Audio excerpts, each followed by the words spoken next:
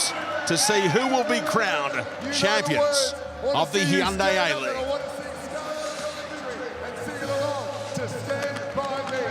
First up, the defending champs, the Melbourne Victory, against the Wellington Phoenix.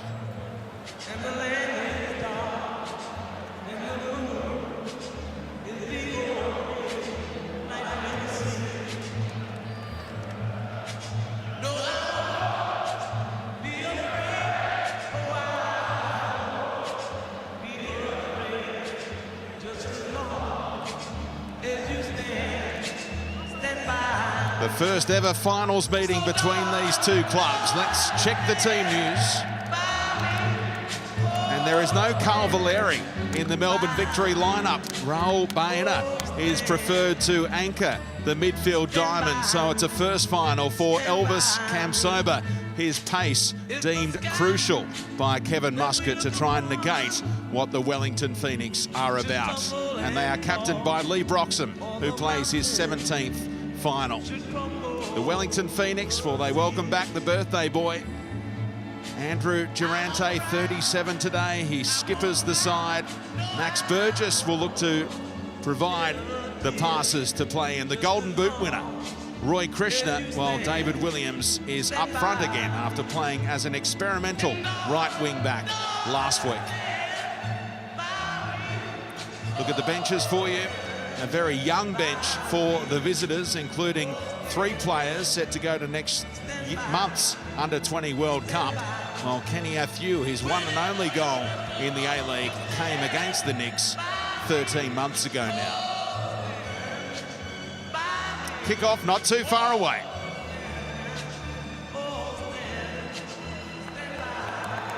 Well, Kevin Muscat has qualified for the finals in all 6 seasons at the helm. He's a 2-time championship-winning coach.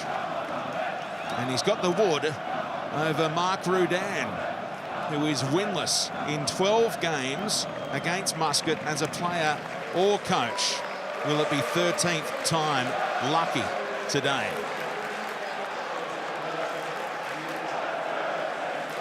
So David Williams up front with Roy Krishna today. 11 goals for Williams this season, the former Melbourne City man. Last time he played in a final, it was a Melbourne derby against the Victory in 2015. A 3-0 loss on that occasion for Willow.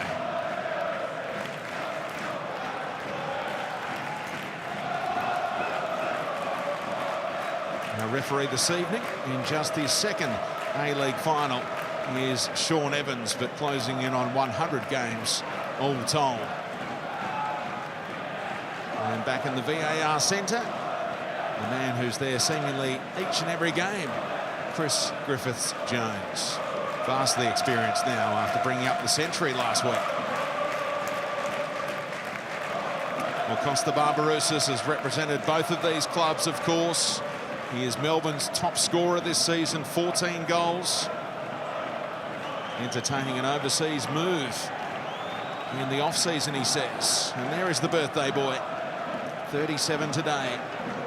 He's played in 33 of the previous 36 fixtures between these two clubs and 313 A-League games today.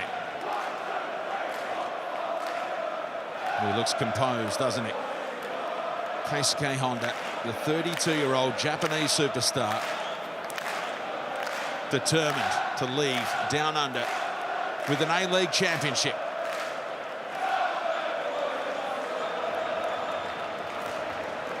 Players in position and ready to get things underway. The A-League finals underway in 2019. And alongside for the call is Robbie Slater. This should be highly entertaining. Yeah.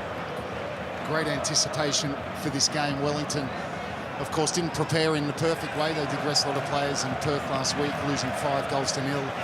Victory with a fairly solid performance at the Wanderers. Toivonen with one of what I think was the goals of the season, but this is what it's about. It's elimination football.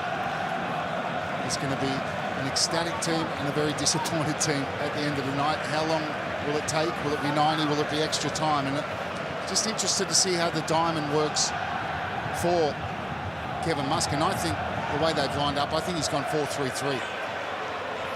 Here's Krishna in behind Baena, taking on the strike. Thomas palmed it away. Williams back across the face.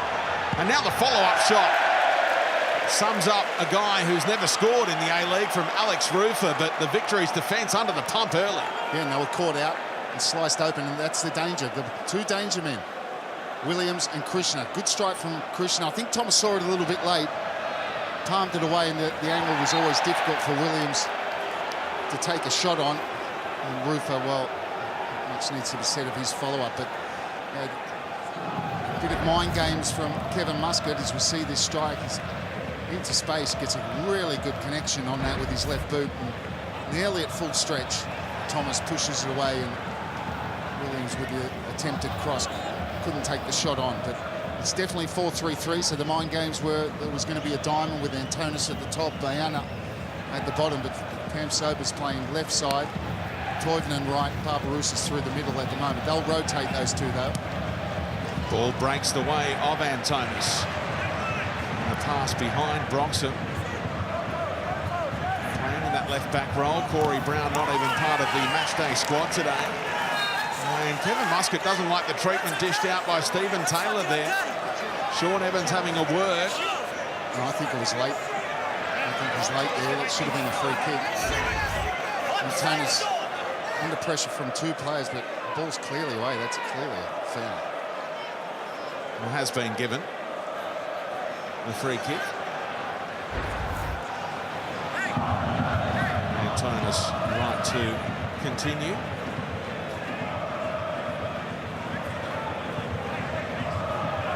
So the captain, Lee Broxham, over this set piece. Just gets the ball rolling to Honda once more. Niedermeyer. To Tommy Deng. Beautiful assist last week for Toivonen's winner against the Wanderers. That bullet header up at ANZ Stadium.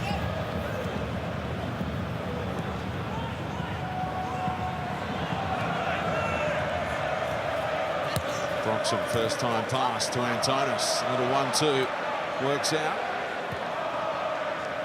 Yeah, so Wellington defensively, 5 across the back, Arche left. For Honda down this right-hand channel. And he gets the better of Kupczynski. Physical stuff. And in towards Kamsoba, who's yet to score an A-League goal. Had a half chance there with the volley. Now Antonis. And poked clear by Rufer. The pace of Krishna helping out his team defensively this time. And Antonis, needless foul because they had nowhere to go. Roy Krishna right back in the right fullback's position. And that was a real half chance for Kamsoba. Honda did very well. Got rid of Kupczynski. And the cross was, I think, looking for Toivonen, but Kamsoba came in late. And just took his eye off the ball.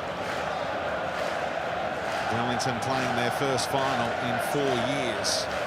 Haven't won one in 7 years.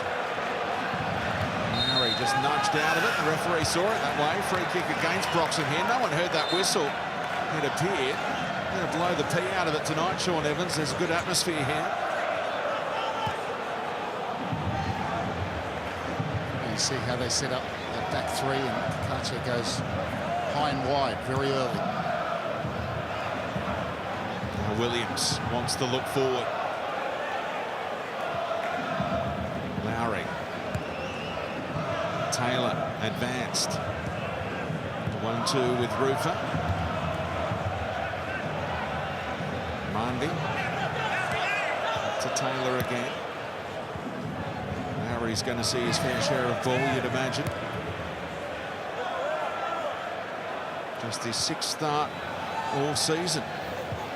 Ryan Lowry. Of course, Louis Fenton went down about a month ago now, so they lost plenty in that sort of right back / right wing back role when Fenton was injured.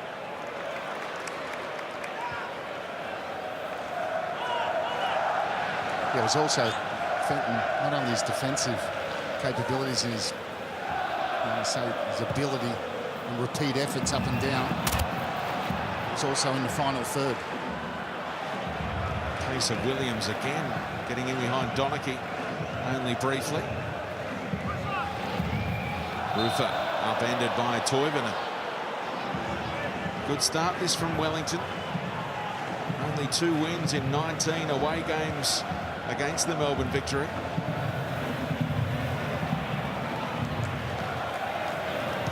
Toivonen, first time layoff. Barbarousis around Kopczynski. There's an early yellow card. The pole going in the book. He's done well there, Barbarousis. Layoff from Toivonen was hard to handle, but his first touch was excellent. Set him on his way, shaped to go inside, dropped the shoulder. Easy decision for the referee. And that's it. Wellington had a good little period there, but just shows you victory in transition with the speed of Barbarousis and Cam Sober on the left. That's something they're going to have to be very mindful of. And Kopczynski very early to get a yellow card in his position. Yeah, he came down under with the reputation of being a midfielder with Legia Warsaw among his previous clubs, but playing as one of those 3 centre halves here this evening. Thomas playing his 100th game in the A-League, has been stranded on 99 for a while, with Matt Acton preferred over the last month or so. In tonight for the big game, the finals specialist. Already made a super save 1 minute in from Krishna. Kopczynski. Kakachi gives it away to Honda. And the foul will be given.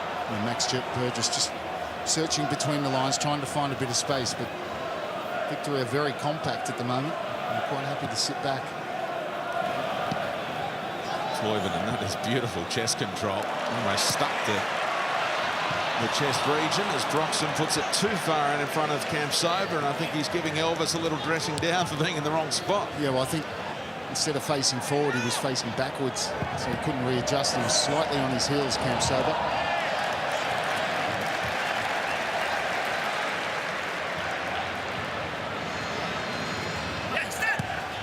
Toivonen couldn't beat 3 of them. That's wonderful balance from Burgess. And he was held back. A throw into the Knicks.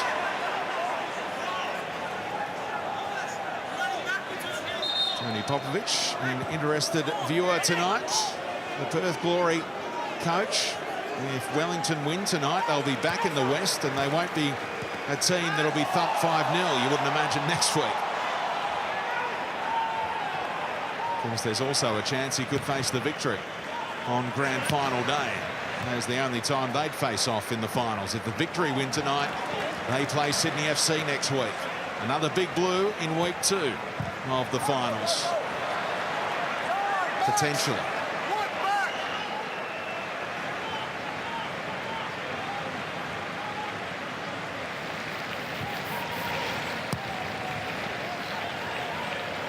Durante's diagonal. Krishna trying to flick it on. Great intelligence. What can Lowry do with it now? Had to wait for it to come down for what must have seemed like an eternity there. And the Victory were able to scramble back as a result. Yeah, and that chance was gone. He should have taken the initiative there, not allowed the ball to bounce, and we would have been definitely in a position to get a good cross in. Donachie looking for the feet of Toivonen, who was going the other way.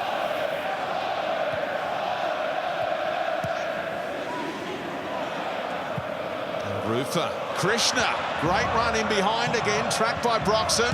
Williams, they asked for a handball. Sean Evans had a great view of it. The VAR will check it out.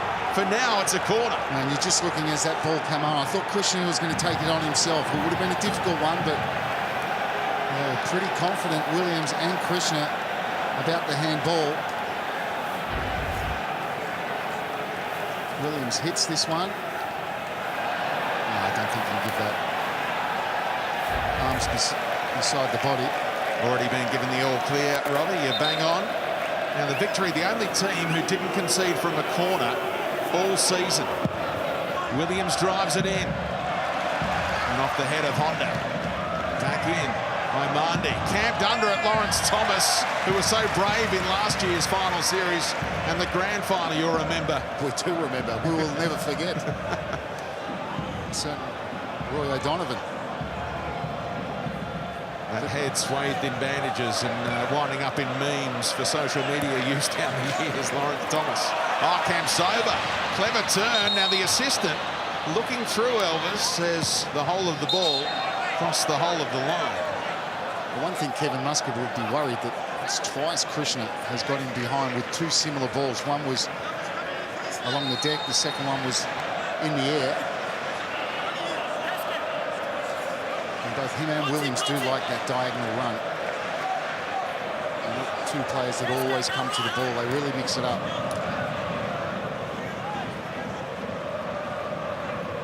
Honda had a little look over his shoulder, saw Rufer there. Kakachi, bit of space. He's played more minutes than any other Wellington player this season, Liberato Kakachi. 18 years of age, that's some effort.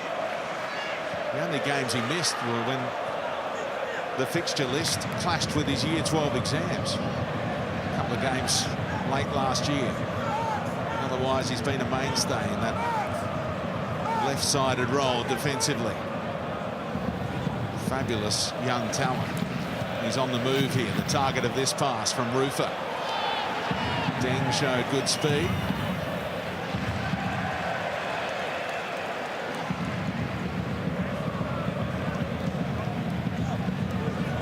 Rufer can move it on here to the Spaniard, Mandi. Taylor has Lowry again.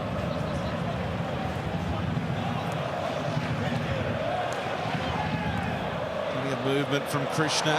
Gets the better of Baena again, and he was dragged back a little.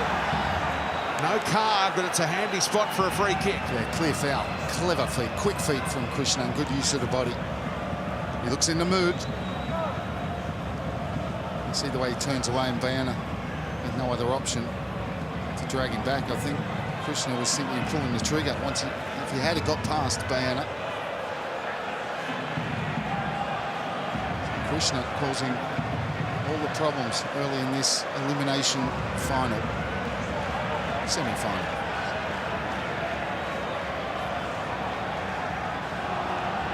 So Mandi eventually found the little semicircle that Sean Evans had drawn up for him. Max Burgess is there as a left-footed option. We saw a pretty handy left-footed free kick goal during the week in a certain UEFA Champions League game. Lionel Messi stuck it in the top corner.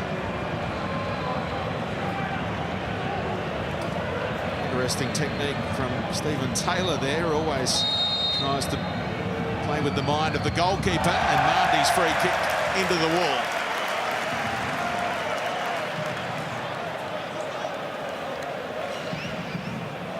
Two goals this season for the Spaniard.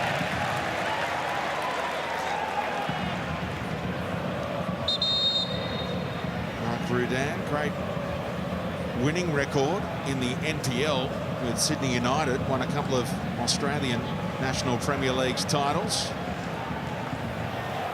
Kevin Muscat has done it at this level on a couple of occasions as a coach. Great success as a captain as well. In fact, Rudan and Muscat faced off as captains in the first ever blockbuster in A-League history, that round one encounter. Sydney FC against the Melbourne Victory, the night you were there, Robbie. That's right. I can't say it seems like yesterday. I can still picture the game and the goals. Archie Thompson for victory, and Dwight York opened the scoring. August of 2005. So you're right, it wasn't yesterday. Here's Kakachi. Look at the movement, the white shirt spread eagling. Kakachi lost control of it though. And its last touch out off him.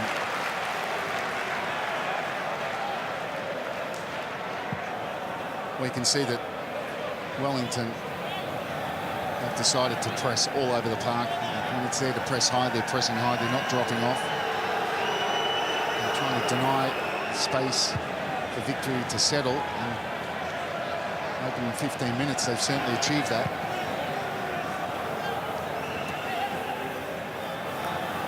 Well, third has beaten sixth the last 8 years in this A-League finals format. Wellington fans who've packed into that far corner, hoping to see an upset here at AAMI Park. The Knicks have led all 3 games against the Victory this season, including a 3-1 advantage at this venue. It took an 88th minute equaliser from Costa Barbarouses to rescue a point for the Victory. That was back in round 14. Half a season ago now.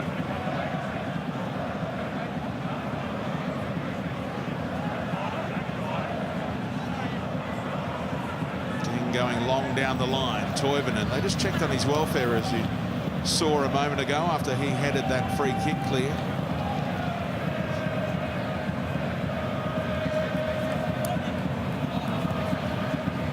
Elegant switch from Donachie, 2-time championship winner with 2 different clubs, a former Brisbane Roar man.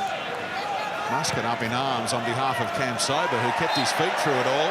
Toivonen didn't, and that's a free kick against Durante. And Toivonen was a little bit late. He just managed to get there before Durante, but Muscat was talking about this challenge. No, not this challenge, the one before on Kamsoba.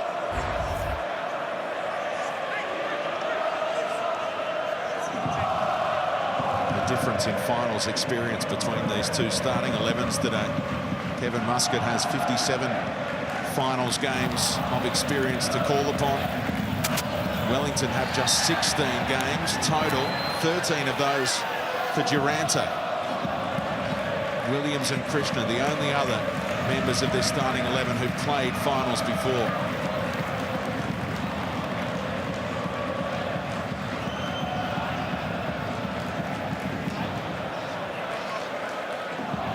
Honda joined by Barbarouses here.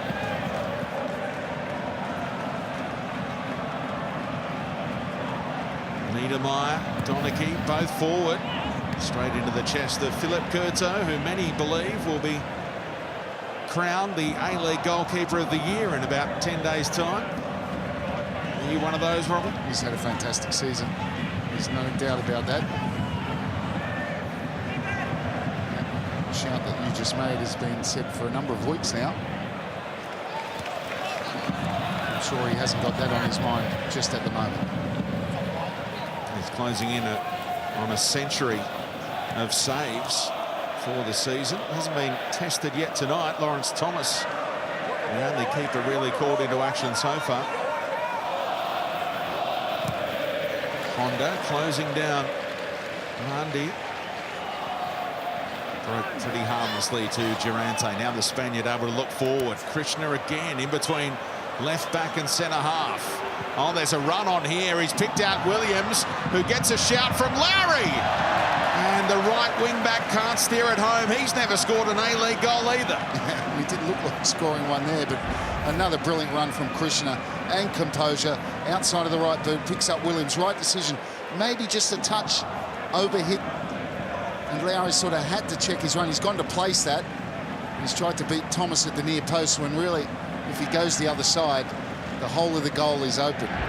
Would you encourage David Williams to use him as a decoy and say, I'm not going to use your ride, I'll take it on myself? Well, going from your body language, I think you'd like me to say that, but no, I think he's got to take it. I think he's made the right decision. And Lowry, I think, maybe just was surprised he was in that kind of position and should have just put his head down, put his boot through that, low and hard across the keeper. Baena tried to thread it. Barbarouses giving a little recommendation on what kind of ball it should have been. Well, Krishna's movement's causing them all sorts of problems, and not to a lesser extent, but he's not really receiving the ball. But Williams, the way those two are rotating up front, the diagonal runs, crisscrossing each other, Victory haven't been able to deal with it. And they're pretty much long balls that are causing them the problems. If they decide to press a bit higher, might be a good idea from Victory. And the big screen is encouraging the fans to stand up for the Victory. So atmosphere just rising up a cog or two. And as Deng allows it to sail through. You see here, they keep high. Don't want to allow Victory to play out. Burgess pushes from his number 10 position and pushes central in the same line as Williams and Krishna. Neat play by Kamsova, kept it alive for the victory and opened up this space for Honda. Keisuke Honda! Kurto was worried about the swerving ball. It's going to stay in the field of play here. Antona's just stumbling at the key moment, and the Knicks see it clear. But they backed off on Honda and nearly paid the price.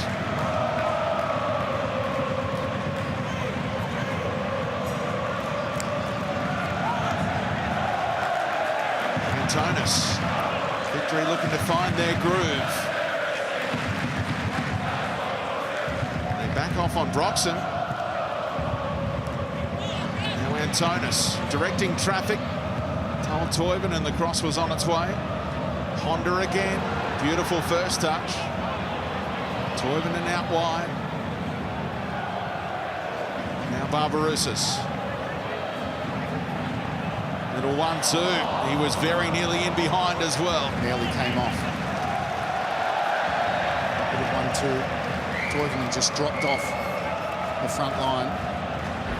Made the wall pass possible, and that's it. They beat the first press and they get Honda into that position where they want to find him more often. Checks inside, and that was dipping and swerving, and Kurto didn't feel he could collect it, and he's lucky the bounce that came off him went straight to a Wellington player. So goalless through the first quarter of the 90. Extra time and penalties are there if required tonight.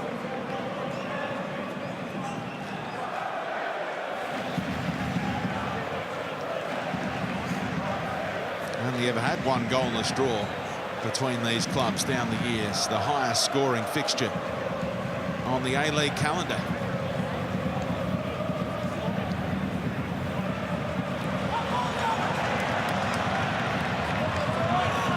Kamsova. Lowry backing off. He's got him bamboozled here. Barbarouses. Costa got rid of Durante, who then retrieved the situation. And away eventually by Kopczynski. Yeah, just too many white shirts, but they did allow Barbarouses a little bit of space in the penalty box, but they smothered him. It looks like a great surface every time we turn up here, but there's a lot of slips going on. Durante just checked his boots. He's still doing it now. Worried about that slip that nearly let Barbarouses in. So it can be a tricky playing surface here in Melbourne. As Mandy was caught by Costa.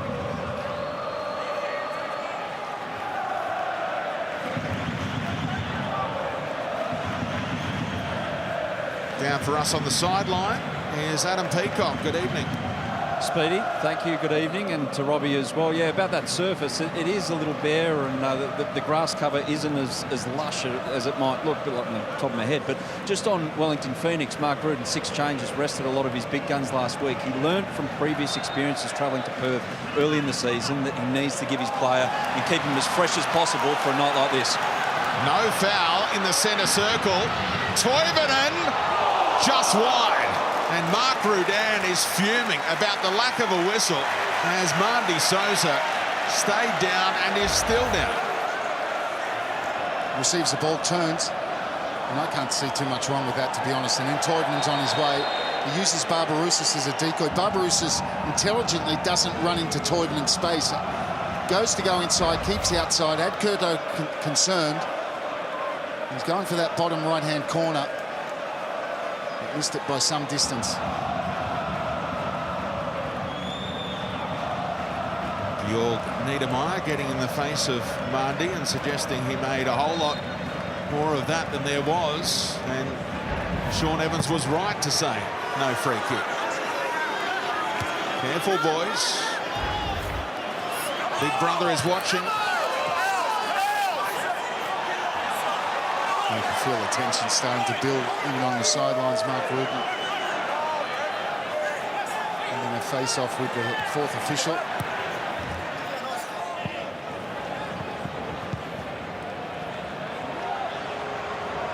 Thomas. foot clearance worked out. Found Antonis as Mandi went through on him. And that is a foul. Victory pointing to an advantage that was accruing. Kevin Muscaters just summons the fourth official. Wants a little word with Jonathan Barrera. Yeah, fourth official, officially the worst job in the Hyundai A-League. That looks quite cordial. Can you get a message to Sean for? Back heel from Barbarouses. And Deng's cutback. Didn't have enough pace on it to really test the Knicks. No, because he was stretching for it. It was just overplayed from Costa Barbarouses. Kevin Muscat described it yesterday, finals football, and this game is featuring a million battles. And it feels like that, doesn't it? 50-50s all over the place.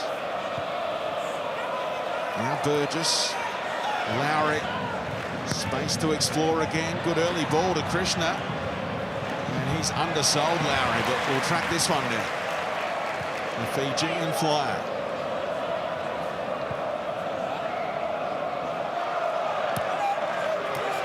Rufer saw a little angle to Burgess, but that passing lane shut down by Antonis. Able to keep that one in. Terry Antonis.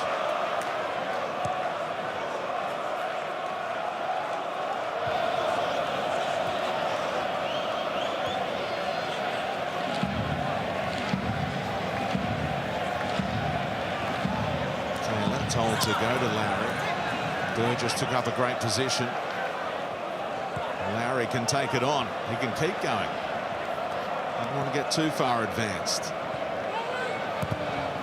And someone was screaming for him to go forward, but he didn't fancy it. Turned it over. Campsober drops the shoulder. Good show of strength by Rufer, but he gave the free kick away. Yeah, Lowry's just got to be encouraged to try and go forward. He's just trying to play it safe. He's trying not to lose the ball. But he's got into a couple of positions now where he can have a go at Broxham one-on-one. Like you said before, battles everywhere. And again, a lot of niggly fouls, particularly in that middle third. Rufer was actually rested last week because he'd accumulated 10 yellow cards throughout the regular season, served 2 bans because of that, and would have copped another suspension if he picked up an 11th yellow last week. I reckon there's a chance he might get his 11th tonight. But you need to pick up 3 yellow cards in the final series itself to serve a suspension, so highly unlikely.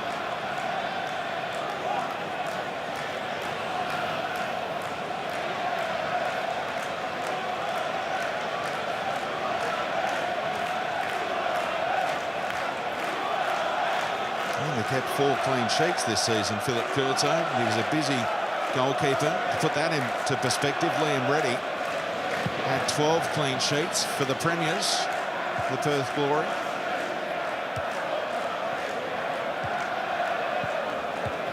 Kakachi's header found Williams. Burgess is doing some really classy things already.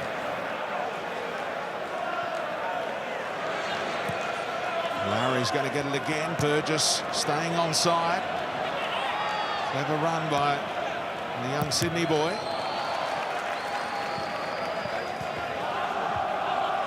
Well defended by Georg Niedermeyer, the 33-year-old German. It's going to skim away from Campsober.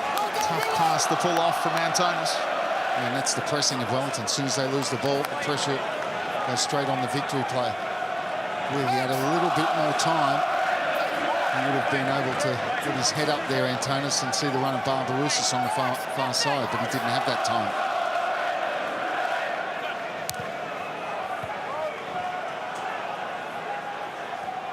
All coughed up by Rufer. Managed to squeeze one out towards Lowry. Lovely touch from Williams. Burgess goes back to him. Lovely weight on the pass from the lefty. Williams ball in. Away by Deng, only as far as Mundy. And the pressure from Antonis enough to force the wayward shot. Exactly.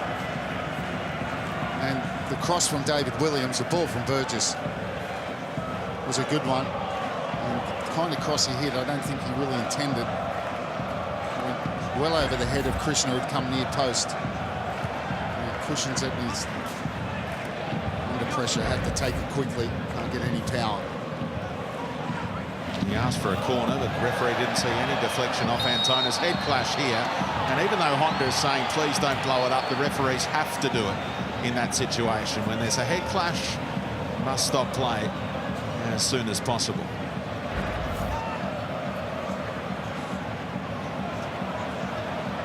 Yeah, so Toivonen might have come off worse here. Just looking from his reaction.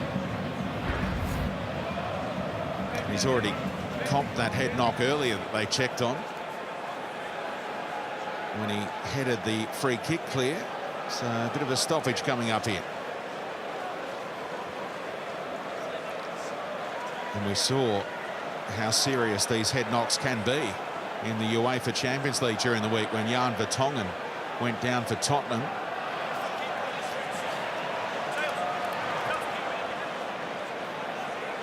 Vertonghen was given the all clear to go back onto the pitch and didn't last much longer as the delayed concussion clicked in. So Kapczynski looks okay, but they're worried about Toivonen. And so is Kevin Muscat, because the Swedish striker has been fantastic for him this season. 13 goals in 20 games. And he needed 39 shots, according to the Fox Sports lab, to come up with those 13 goals. So the best ratio, Robbie. Well, I think he had one chance last week against the Wanderers, and look how he buried that. So we know the guys played at the last World Cup, so he knew when he was coming in, he was bringing quality, and he's shown that.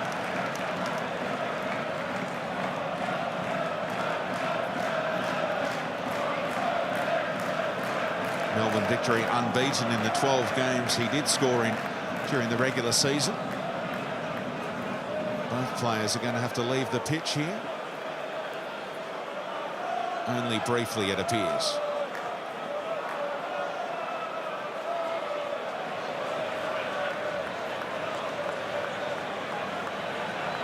Kevin Muscat knows what this time of the season is all about. He was revving his troops up in the dressing room.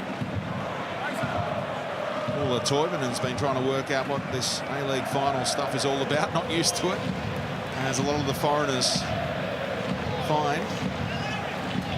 And we love it. And this final system is an absolute beauty. It rewards the top two. They get the week off. I think they'll find that those players like Toivonen find out, become fans very quickly. Ambitious ball. Oh, Broxham easily cut out. Those two victims of the head clash still waiting for approval to come back on. Now they get it. As Kamsoba is caught from behind. No whistle that time. And no way past Rufer. Quickly demanding. He wanted too much time. There's not that much time out there. It's too intense. Pressure from both teams, particularly in that middle third. Very little time on the ball. You don't have the time to hesitate.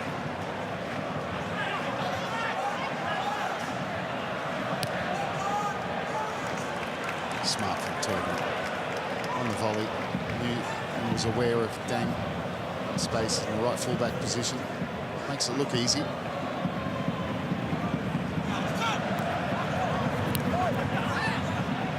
Oh, another 50-50, and it's dangerous play with the high boot and the studs raised by Broxham, they say. Almost looked like they were going a little Jackie Chan on one another. Which one do you give it to? Broxham got that fraction higher, I think Sean Evans described it as, but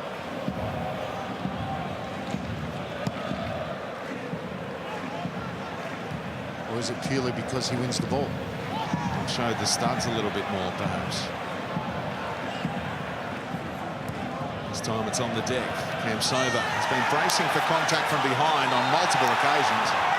And the whistle comes again. He gets it, but he hasn't always got it, and you can see as he's pulling off with the ball, he's not working Lowry enough. What I mean by that is he's running straight at the ball rather than using his body to check off Lowry and get that little bit of space, or run him the other way and check off.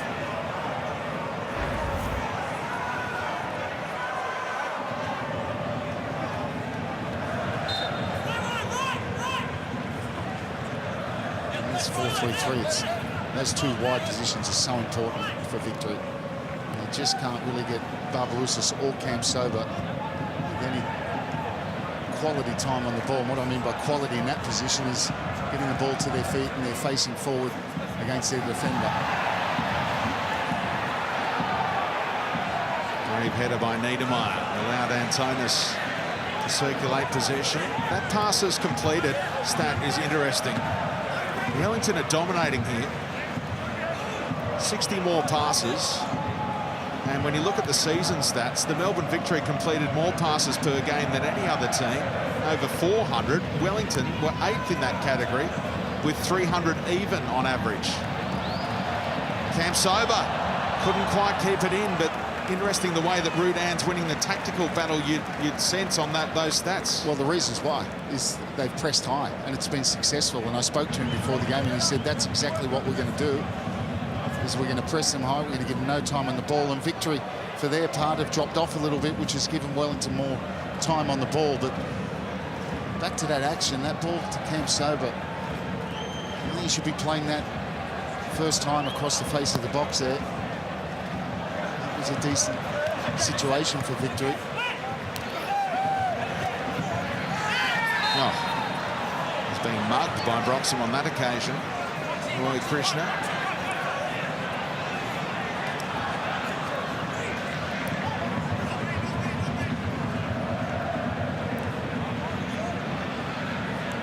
Burgess, lovely control in traffic.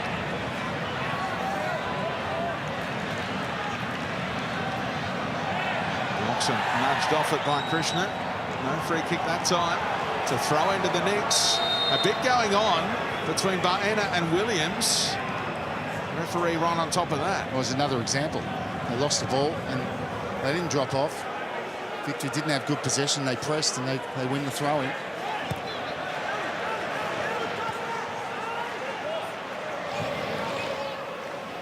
Kakachi, so much of the play has been out on this near side throughout this first half. Not a lot going on that far side, particularly in the last 10 minutes.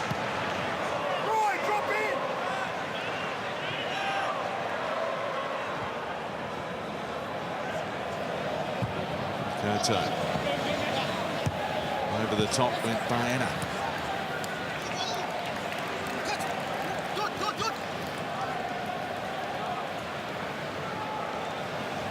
Still goalless in the first final of 2019. Adelaide United against Melbourne City coming up on Sunday afternoon.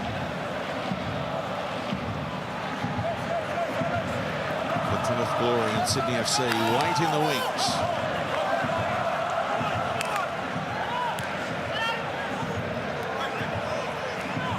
Might have been the use of the hands there by Kamsoba. They asked for a handball against Burgess, trying to trick his way out of the Victory traffic again. Toivonen letting it run. Looking for Barbarouses. No handball against Kopczynski. Should have taken it himself. Can't believe he's tried to play Barbarouses there.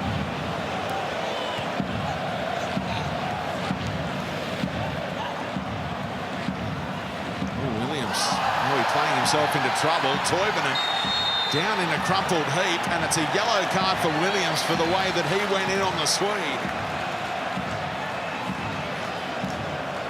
Well, the ball was definitely there to be attacked from Williams. The question is, was it dangerous? This is the chance to Toivonen. He's onside and uses his body really well and does Durante, and he's in on goal. And I don't think that was ever on, that ball for Barbarouses. This is the challenge.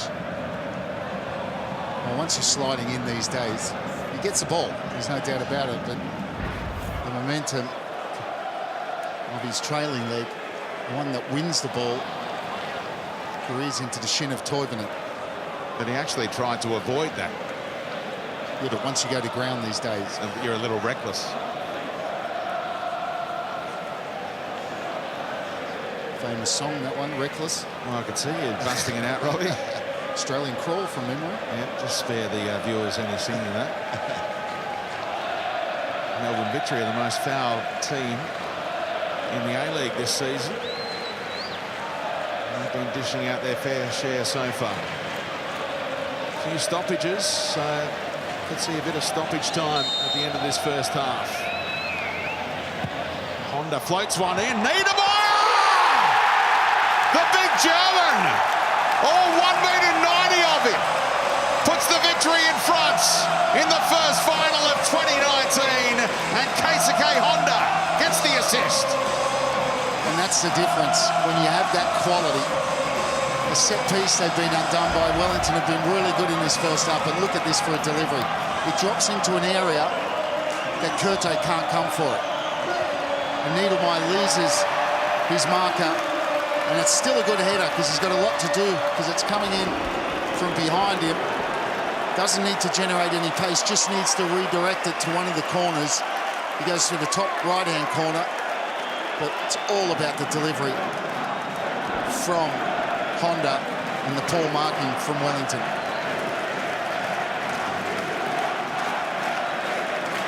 Well, the veteran of more than 150 Bundesliga games, the majority of those with Stuttgart, comes up with the opener here.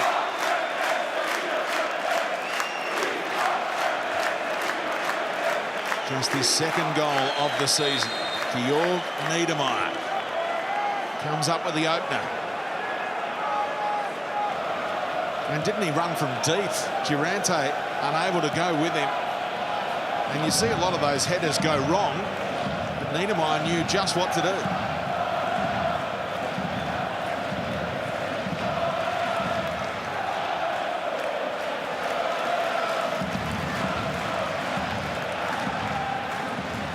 What a reaction from the Victory fans as well. They packed him at that end where Niedermeyer found the target.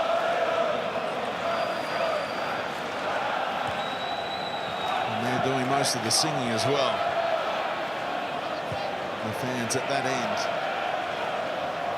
Now Lowry, who had a fair chance himself earlier to give the Knicks the lead. Burgess tries one trick too many. And again, he gives Lowry a little spray for not being positive. Had the chance again to drive forward with that ball, but he's just concentrated on keeping the ball, not losing it.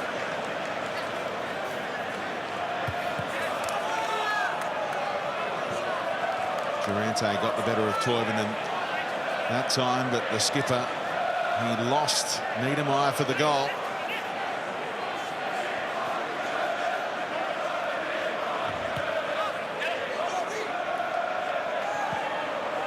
Niedermeyer couldn't win an effective header that time.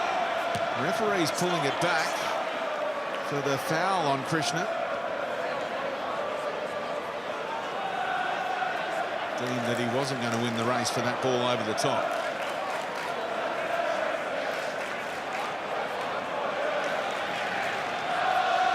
A little bit further out than Honda's free kick at the other end. And can Mandi dish up? Slices one in. Toivonen. Heads clear. Archie can go to Durante. Taylor staying forward. So is Lowry.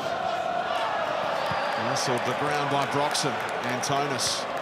Honda is going to find the speedster. Elvis is away. Held up eventually. Just 2 minutes being added on.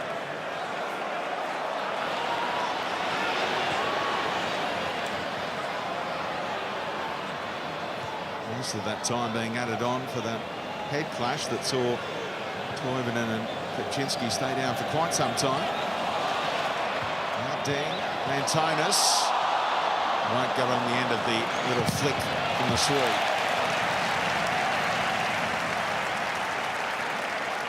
It's been a really tense and intense first half, and it's been Scoring's been opened by a set-piece delivery from Honda. You see there how he's lost Durante. Still had a lot to do. That's a great shot there. How he redirects the Honda free kick. Curto with no chance.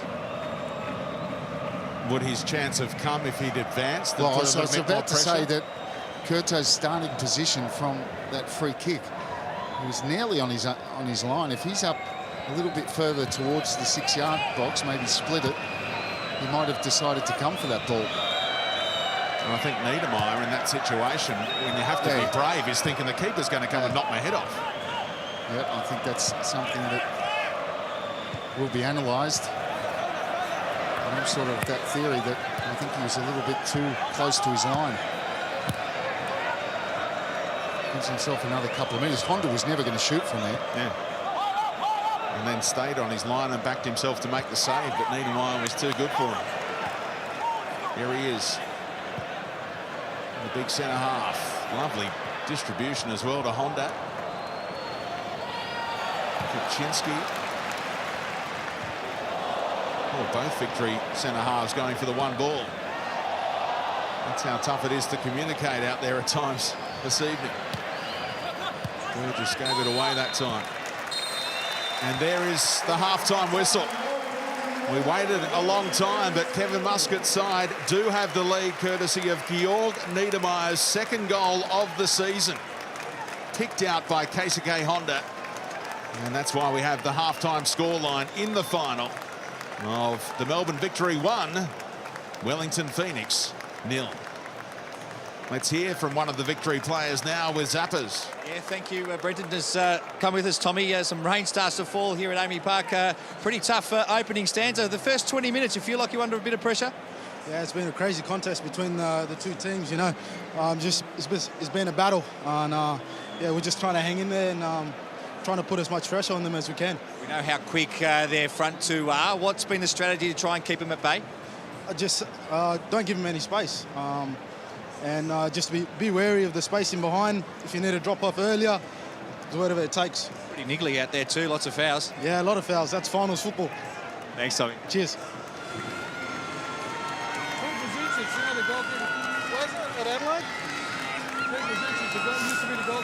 Yeah, it was a tough time to concede for the Wellington Phoenix. A fantastic time to score a goal, though, from Melbourne Victory. And that free kick, it dipped oh so nicely, Archie Thompson, and found the head of Georg Niedermeyer.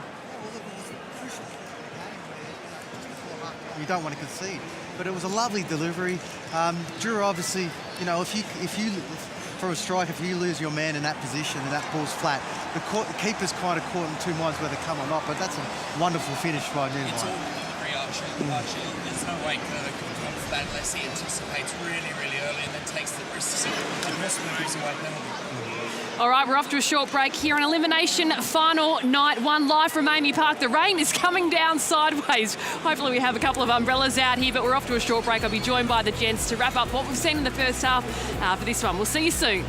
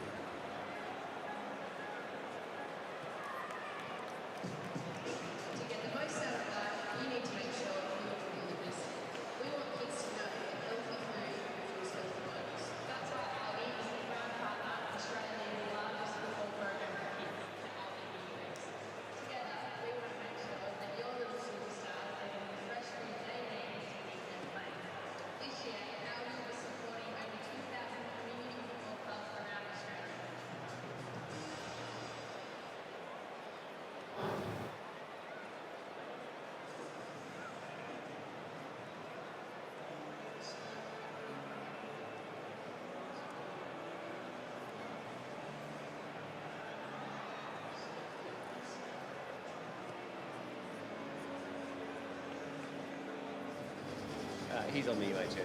Gotcha, Matt.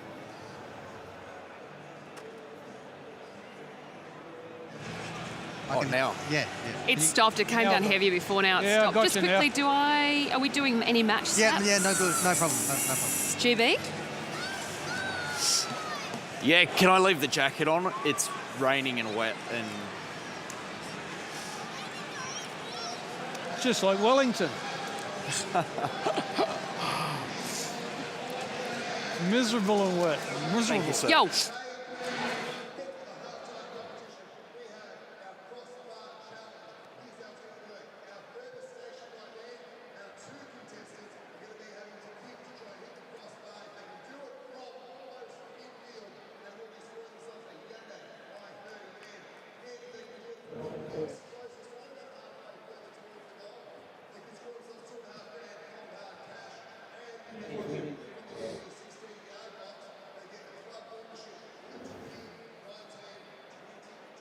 I'll get you.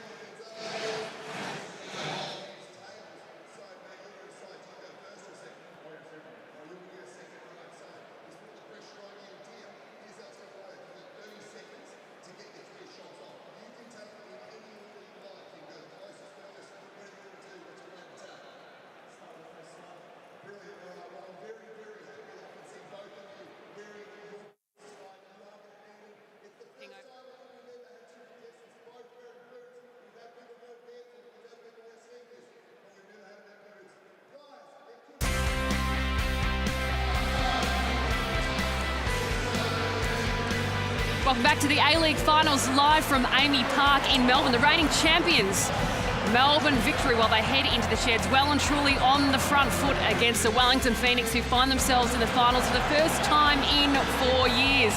Some fantastic battles playing out on the park tonight. There's some fantastic battles in the technical area as well between Mark Rudow and Kevin Musker. Taking a look at those match stats, though, I don't think many of us expected the possession to look like this in favour of the Wellington Phoenix. They are bossing their possession as well as the completed passes. So outstanding numbers for them, but it is Melbourne Victory that head into the sheds 1 goal to the good. Welcome back from Tara Russian, joined by John Cosmina, Archie Thompson and Glenn Moss. The rain is just starting to fall down here at AAMI Park, unfortunate for us. But anyway, what did you make of the first half, Cosy? Because you've got to say it was a perfect finish for Melbourne Victory. It certainly was, but it was a great game of football. Real push and shove. You know, it's thrust and counter, it's thrust. Wellington, as we saw, have dominated statistically. They've made one mistake, they got caught on a set piece, and in the dying minutes of that first half, well, you don't really want to concede a goal. Then psychologically, it's not good for them. But they've got to be happy with the way they've played. But now they've got to come out, and what's their mindset going to be going into this second half? Can they have attack Melbourne Victory and get back on level terms, or are they going to cave in? No, I think so, Cosy. I mean, there were so many positive signs. They started really, really well. Pressed Victory high up the park. It made it difficult for them to get out. Victory need to, for me, look a bit more for Costa on the right-hand side, get in behind, exploit those spaces. I don't think the Phoenix will be worried at all by that first half or the scoreline. Yeah, one thing Wellington Phoenix definitely can't do is go into their shell off the back of what happened. We're going to take a look at that goal. Keisuke Honda, we spoke so much about him heavily in the pre-game. A beautiful free kick. Glenn Moss, to you though, Georg Niedermeyer, he had a fair amount of space there. Yes, look, if we're being extremely harsh on Kurto, look, he could have anticipated maybe come for that ball, but this is a fantastic ball by Honda as well. And Dura, unfortunately, he's lost his man there, and all it's taken is a slight flick on, and it's in the back of the net. But the key there is obviously in the delivery of the ball. Yeah, stunning, sublime, a kind of cheeky back header. You'd be happy with that. Georg Niedermeyer's second goal for the season. Overall, what did you make of Melbourne Victory's first half, though, Arch? Well, look, I thought Melbourne were okay. I actually thought that Wellington were the better side. They set up well. They didn't look. Victory didn't look threatening going forward. It just happened to be that set piece that the lapse in concentration into the goal. But I was very pleased with the way that Wellington set up. They will look like the likely to get a goal in the counter-attack. It was almost like 2 long balls in between Donachie and Niedermeyer, caught them on the break and almost ended up in chances. But look, Victory, now that obviously they're a goal ahead, Wellington will come out and look to play and dominate and try to push a little bit further up because they are a goal behind. This is where it's going to be dangerous for Wellington, is when they've got the speeds of Cam Sober, the speed of Costa Barbarosas. Now they've got to chase a game. There's no coming back. You're 1-0 down in finals, football, you don't get a second chance in this situation. So I know that Rudin, being in this position as a player, knows what it's like. So he'll be egging these boys to carry on because they weren't outplayed in that first half at all, Wellington. Now, you've got to say there were some beautiful balls that found Roy Krishna's feet, David Williams. If anything, and we were saying it when we were watching on from the game, Ryan Lowry, there was a little bit of hesitation. He's definitely got a little bit more defender at his head, Cozzy, than attacker. No, he has, and we expected him to play a defensive role. Obviously, Mark Rudin had good insight into what was going to happen.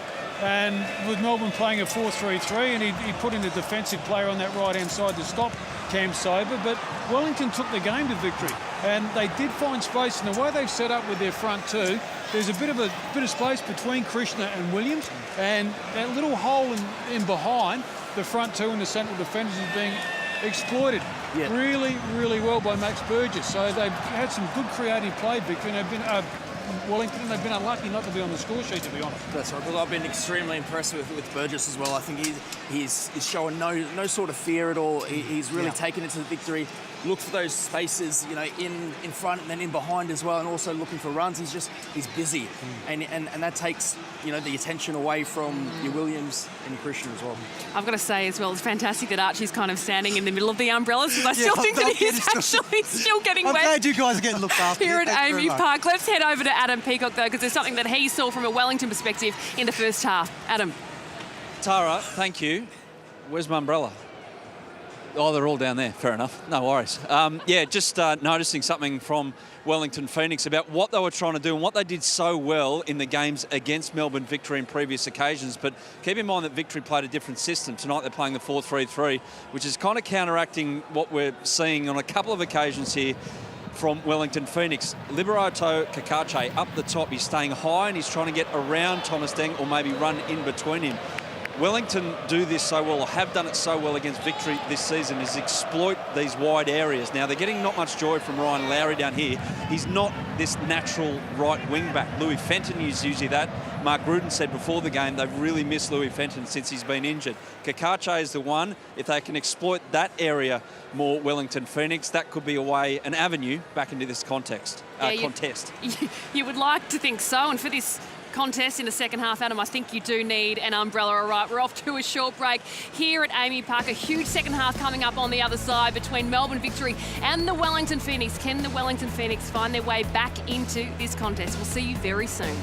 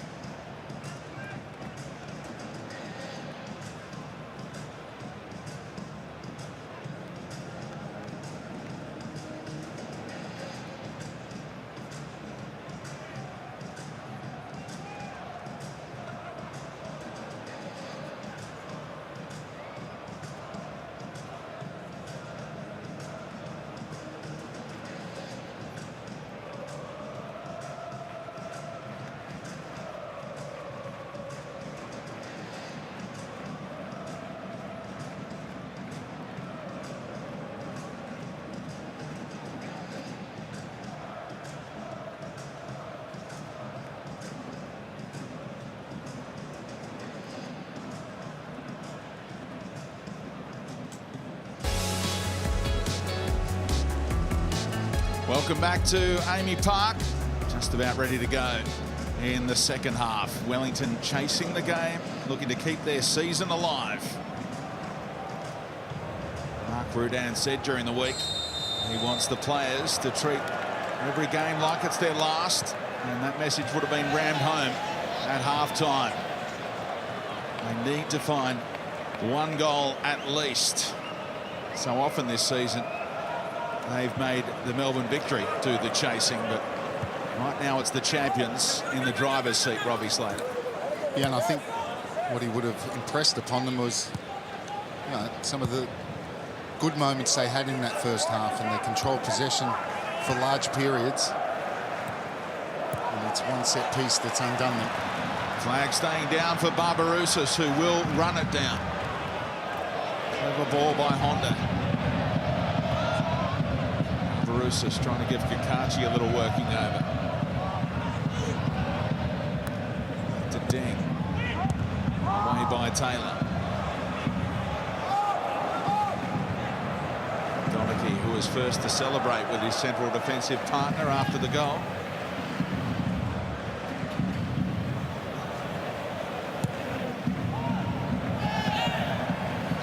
Into the back of Krishna.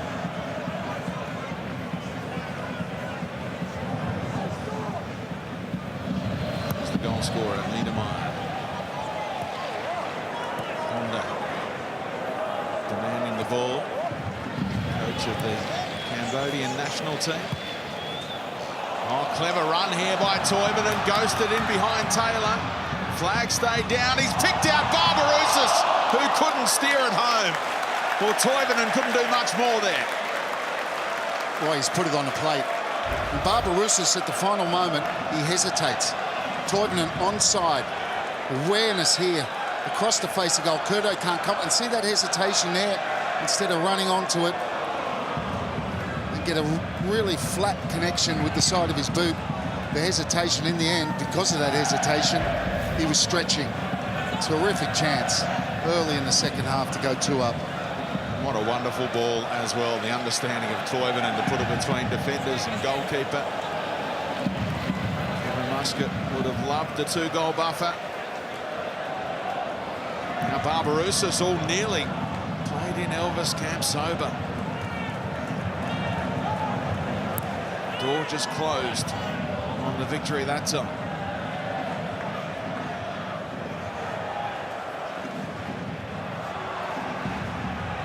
Once you saw Toivonen, beautiful cross. As you say, defenders running back. No chance for Curto to come for it. And you saw Barbarouses coming in at the back post, you thought goal.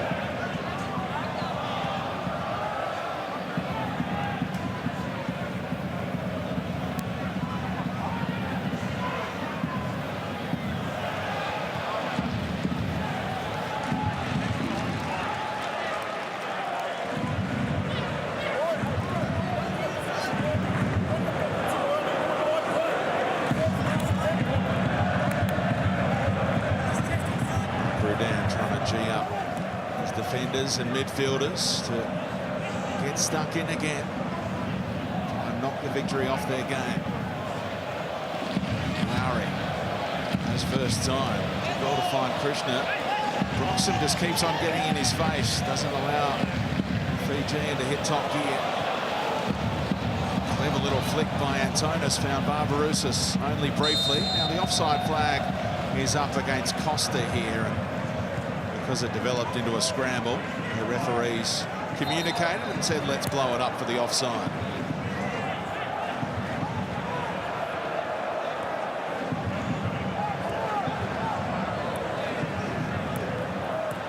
Good stretch by Williams. Instant control. Kakachi forced back by Deng.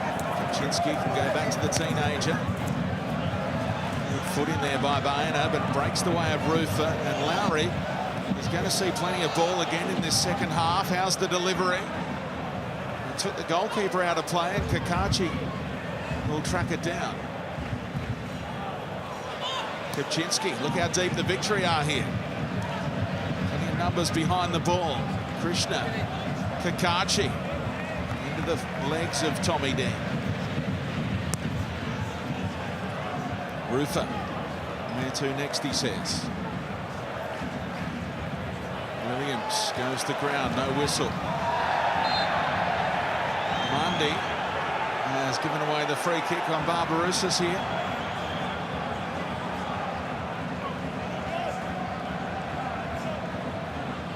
Two yellow cards for Wellington players in that first half, Kapczynski and Williams.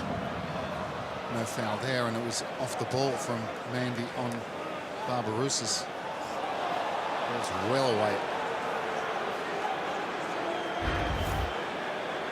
And there was plenty of debate from the Wellington players, of course, when Williams picked up that yellow card for his foul in that first half. That led directly to the goal from that free kick. And I'm sure Mark Rudan might have something to say about that post-game.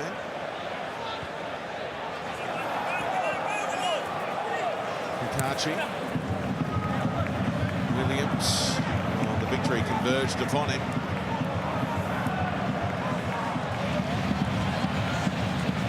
Surface has been slickened up by the rain that came just before half-time and has been pretty steady ever since.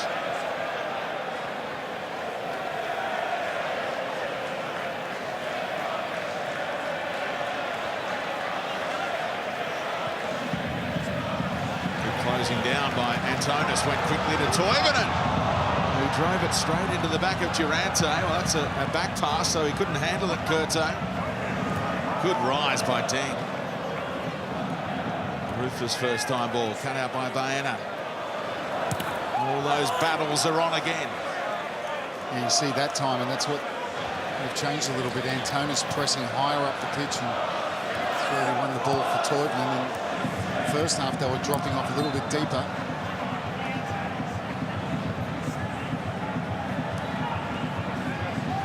Referee saying get on with it. It was a foul by Toivonen on Rufer, but the Knicks had solid possession. See Antonis there, so they're not getting the same amount of time, Mundy and Rufer in the middle of the park. Victor quite happy to let the back three have it. Oh, poor giveaway by Mundy. Toivonen, great ball. Barbarouses makes it two. What a roar from the Victory fans. A poor giveaway by the Spaniard, Mandy Souza in midfield. And the strike duo for the Victory punished them big time. Yeah, and that slight tweak, well, there it works a treat. This is absolutely clinical. Mandy with a poor pass there, trying to go back to Durante. Perfect pass, perfect weight on it, and a clinical finish from Costa Barbarouses, who missed one at the back post early. Didn't miss this one. The Victory go 2 up, and the class of Toivonen and the finishing, which has been really good from Barbarouses this season, takes its toll on Wellington, and they punish the mistake from Wellington. Well, he loves finals football. There's Costa Barbarouses, 8 wins, 2 losses, and 1 draw in finals down the years. And now he has 6 goals in 12 finals appearances. And 15 goals this season for Barbarouses. Top scorer for the Victory, on target in the elimination final. Now it could really open up. Wellington have to try and find a goal. What does Mark Rudan do with his bench? He's got so many youngsters on it, and the experience of the Irish striker, Killian Sheridan. Well, the two that stand out, and you don't think you'd hesitate for too much longer, would be Singh and Sheridan.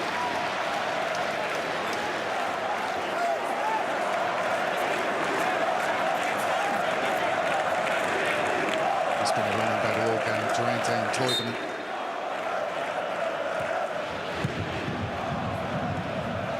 Confident enough to go across the face to his skipper. Kamsoba.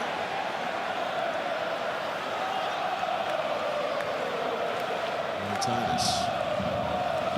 Baena.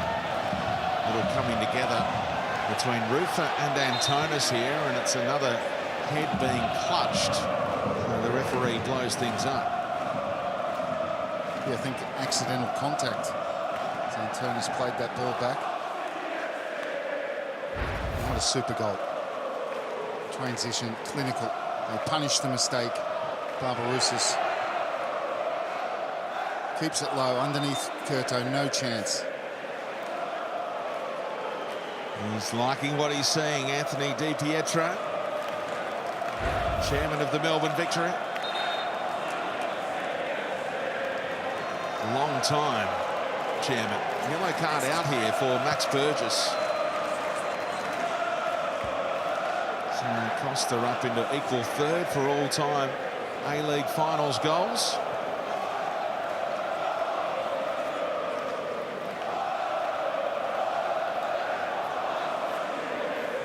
Time for that first change. Burgess picks up the ticket. And he's off. Sarpreet Singh. Well, hang on a minute. The Knicks are going to turn. They're back on that change just in the nicks of time. Because they're going to keep Burgess out there. And why would you take him off, Robbie? He's a fabulous passer. And they're going to take off a bloke who just butchered that pass before the goal, Mardy Sosa. Defensive midfielder for an attacking one. Let's see Burgess drop back into Mundy's role.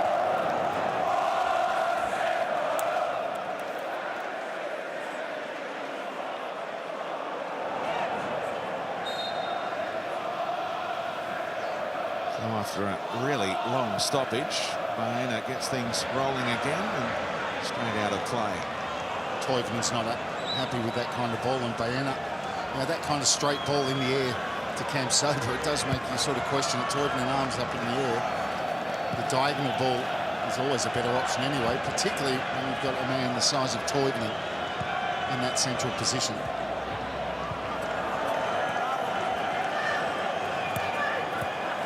There is Burgess in that new role. Baena and Antonis worked it out together. Toivonen, he treasures possession, doesn't he? Always finds a teammate, seemingly. With the layoffs or through balls, like he executed for the second goal. He's been a wonderful addition to the Hyundai A-League. Big Ulla Toivonen. Kakachi. Burgess. Alongside Rufer as the anchors in midfield. Kakachi, what can he deliver first time? Oh, almost all the way through for Singh. It was dealt with by Broxham at the expense of a corner. It certainly flashed past the first. I think it was Donachie. An outstretched leg, it skipped past him, and Broxham, as so often is the case, cleans up at the back post. Williams flights it. And pushing and shoving, spotted against those in white.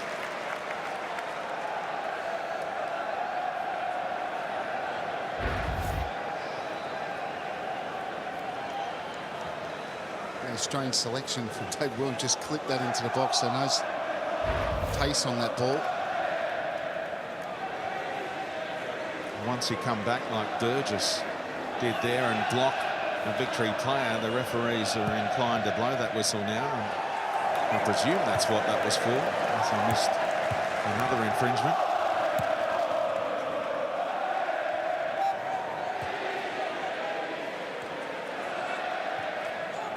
Helped on by Barbarouses intelligently.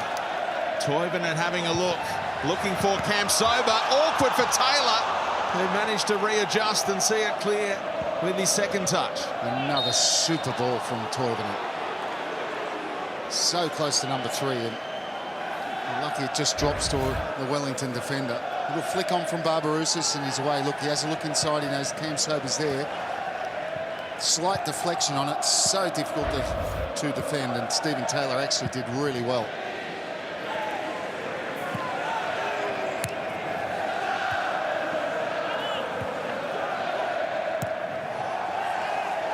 Flag staying down again, but Barbarouses couldn't bring it down.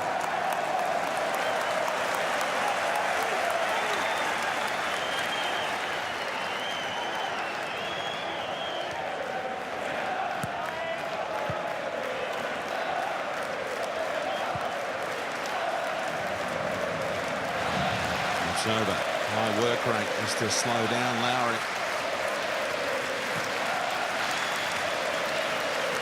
They're standing up for the victory again in the rain at AAMI Park. As the heavens opened on a famous grand final afternoon, didn't they, for the victory? And they were singing in the rain. Biggest ever finals victory for any team. 6-0 over Adelaide United in that grand final. Certain Archie Thompson, who's grinning like a ferret right now, is he, Robbie? Scored 5 in the big one. He's got more of a gaping laugh. It's a little bit like Luna Park.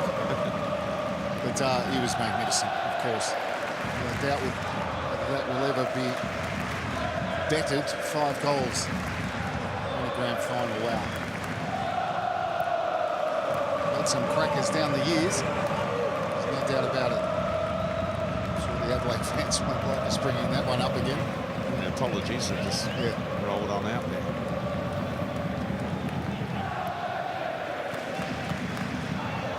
And the roof was open across town at Marvel Stadium on that afternoon, and the floodgates opened. How did the Knicks get back into this game? The chances are few and far between. Well, they certainly haven't had the possession and the territory they had in that first half, and that's been down to Victoria's pressing game as well. Good movement by Singh and Kakachi, and its last touch off him though. Expertly defended by that man. So they're squeezing Phoenix. They're not allowing Rufer, and Burgess is now in there. And Saprit Singh has just arrived, but they just haven't had any ball in that area. Williams and Krishna have been starved up front. You have to say Victory have upped the gear in the second half. Sean Evans was gesturing as though that was a free kick for the Victory, but the assistant just let him know that it's a throw in for the Knicks.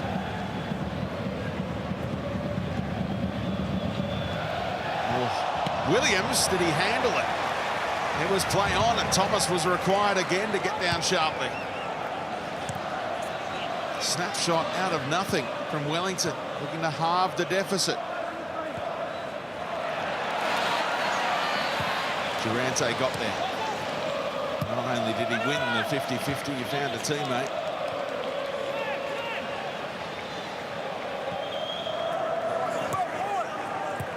Kakachi, Mark Rudan imploring his young fullback to get forward.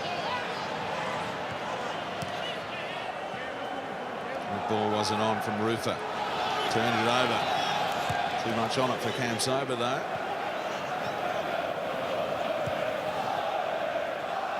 Burgess, such a dynamic player. I think they made the right call there by keeping him on the pitch, giving him that new role. You see Victory not pressing. They're in good possession, Wellington, so they're just compact in their own half, and at 2-0 you can understand why, and just to Wellington, are you good enough to play through us? Sarpreet Singh, great block, Niedermeyer. Didn't he time it expertly? Singh's capable of putting that in the top corner. So's Williams, who goes back out to Kakachi. Oh, Krishna, the Golden Boot winner, pops up and gets the Knicks back into this one. 19 for the season. Well, they did drop off and they've made them pay. And that's a great goal. What a ball from Saprit Singh. They're just a little bit loose in the box. No one really closes him down. Honda's there, bends that one. You talk about Todman's assist. But what about that for an assist? Impossible for the keeper to come for that. And Krishna darts in between the two central defenders and finishes it off quite superbly. And he is now outright 10th on the all-time A-League goal scorers list. He goes past Van Dijk and Taggart, leaves them on 50 and gets to 51 with his first finals goal. Scored his first ever A-League goal at this venue back in 2014 against Melbourne City. And he's popped up again. So the decision to get Singh on, leave Burgess out there, has paid off for now. Well, he had two. Just wait here. Barbarousse is onside. Flags he's going up. Yeah. But he had two. It was an attack that really had two phases. And Singh was in the first part when he got in between the lines, went for the strike. It was blocked by Niedermeyer, but they built up here on the left-hand side, and the ball from Singh was superb. And Krishna did the right thing, as he has done all season. He gave it the respect it deserved and attacked it and got himself a goal.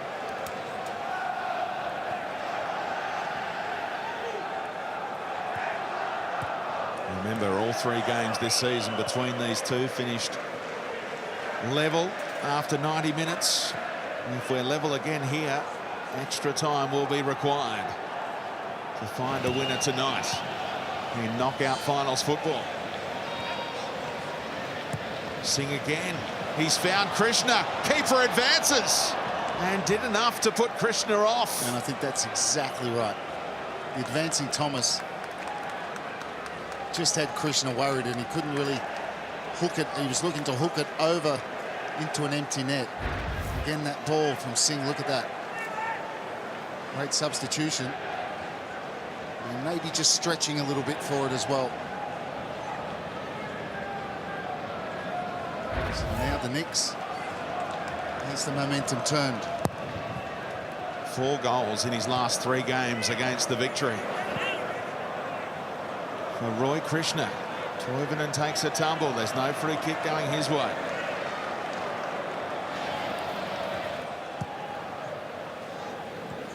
Singh just seems to have so much time as well to pick and choose his passes.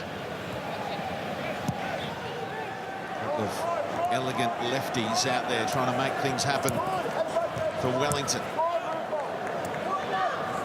Not many come from 2-0 down against the Victory on their patch and get it done, but they are believing right now.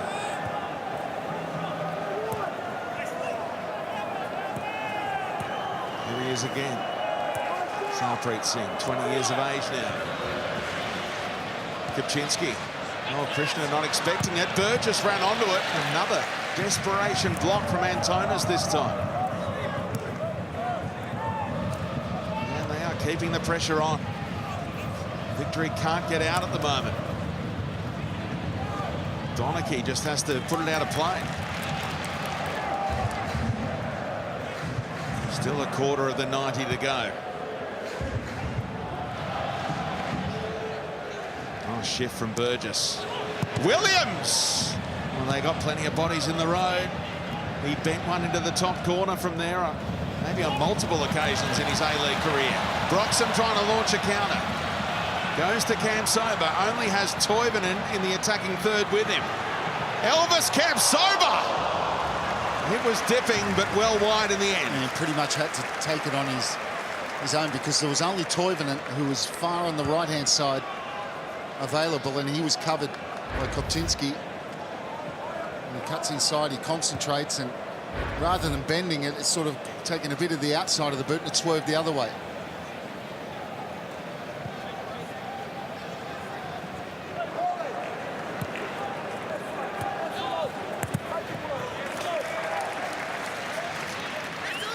Mark Rudan just having a word to David Williams about where to make those runs.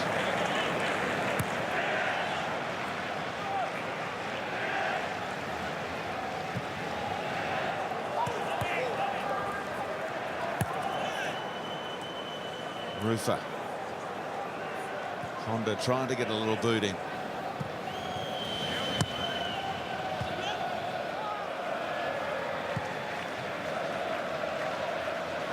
The Victory trying to maintain their discipline, but Durante able to stroll forward. Krishna keeps it alive. He knows there's help out on this side. Williams turning away from Kakachi. Might find its way to the wing back eventually here via Kopczynski. Singh. Durante. Again, he can advance. Right down the middle he goes. Victory just getting deeper and deeper. Both bodies are now going to break. Barbarouses. Well, Toivonen's interested here. Kurto has to back off. Toivonen one-on-one. Right foot finish. Oh, my word! The poise of the Swede. Absolutely delightful. It's 3-1 to the victory. 2-goal buffer restored. What a night he's having. Ulla Toivonen. What a finish. Absolutely top draw. Top shell from Toivonen. It's the only way he can score. Kopczynski gets something on of it. Toivonen carries on. Kurto was coming and then he backed off. This touch takes him very narrow.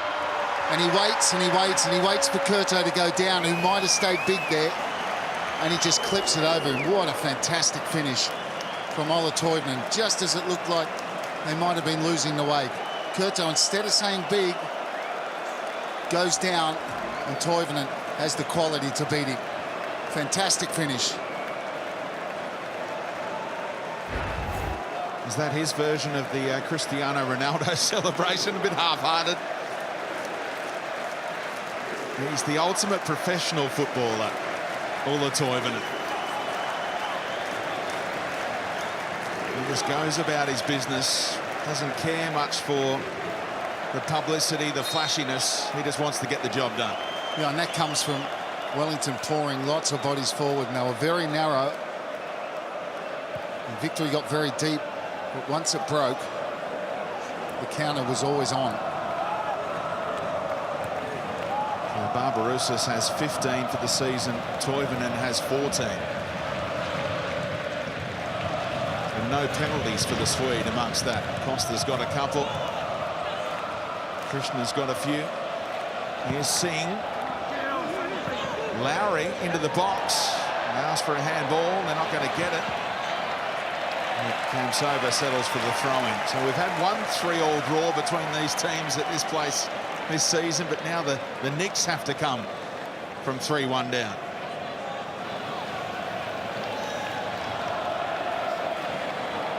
And Mark Wood knows it. The counter, and they just weren't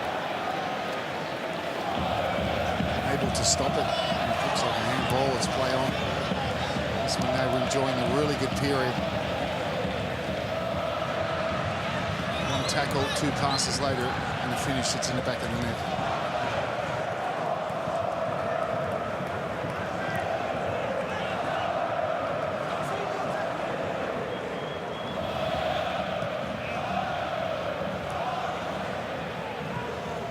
Fired out to Kakachi.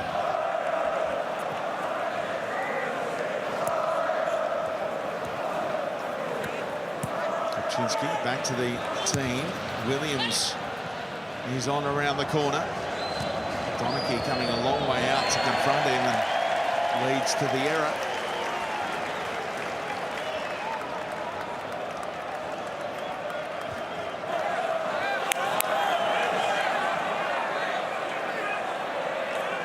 Time ticking away for Mark Rudan in his Wellington Phoenix career as head coach. He'll be one and done. Seemingly poised to go head-to-head with Kevin Muscat in Melbourne derbies next year. Favourite to be the inaugural Western United coach.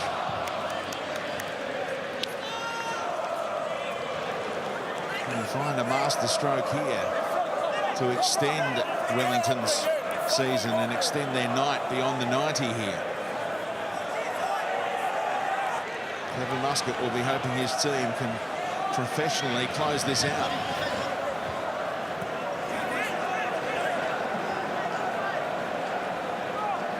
So much experience out there for Muskie to call upon. Classy ball by Kakachi. He's on the deck, Maena, and the whistle went against him. Oh, Honda's going to pick that off. Toivonen goes to Kamsova as they sweep forward again here, the victory. Barbarouses finds an angle, and the 1-2 didn't come off. Yeah, the idea was right, just the execution. But again, with Wellington pouring forward, that feeling there's going to be more and more opportunities for Victory to do that.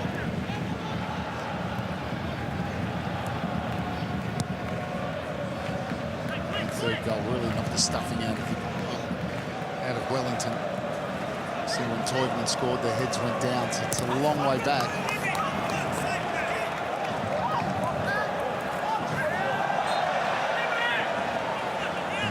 Is foul. Kevin Muscat saying there's a fair accumulation going on against Krishna that hasn't been dealt with in the terms of a yellow card. They're doing it without this bloke, James Troisi, who's hearing it from the home fans and acknowledging that. Corey Brown also watching on, of course, but Troisi should be right for a big blue next week if the Victory go on to advance.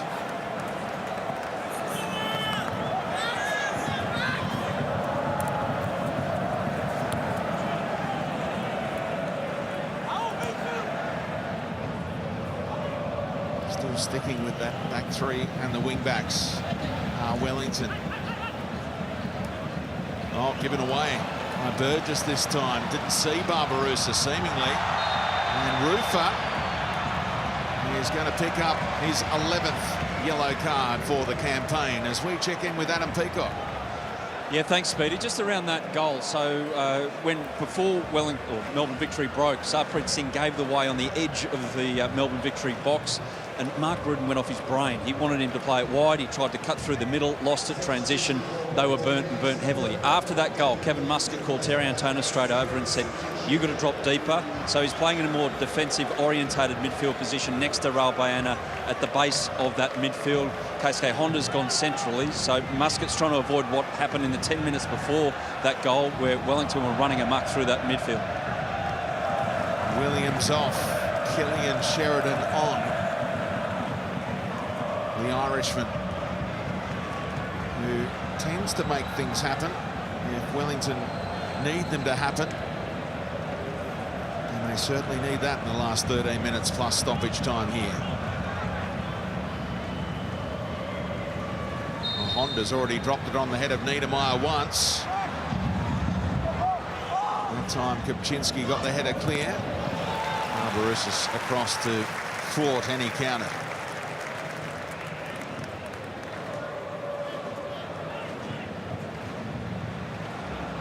50 points and 50 goals during the regular season for the Victory, and another 3 tonight.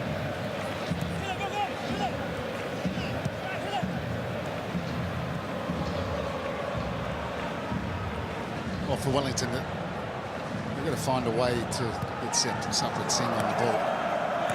It's going to be more and more difficult because Victory is so compact in there now. Kakachi, was he fouled there by Donachie? Even though he never hit the deck, it appeared that he was fouled. Both Rudan and Kakachi were asking that question.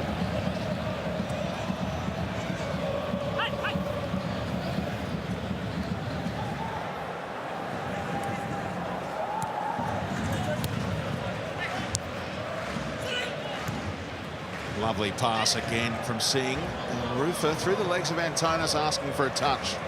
Nothing there. Yeah, and it's a good run from Rufer, deep from midfield. The pass was excellent from Sarpreet Singh. It's a shame that it wasn't Krishna. That's a clear foul, isn't it? Yeah, it was a foul. And you wonder why players throw themselves to the ground to make sure the referee blows the whistle, Robbie. It was a clear foul when it happened in real time. I thought it was a foul. Yeah, but the refs have got to be better there. Even though Kakachi doesn't hit the deck, you've got to reward them.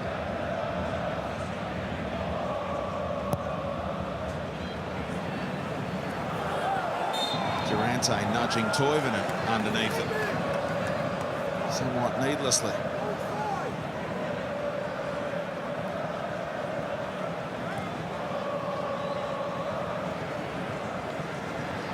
The birthday night he dreamt of so far, Andrew Durante.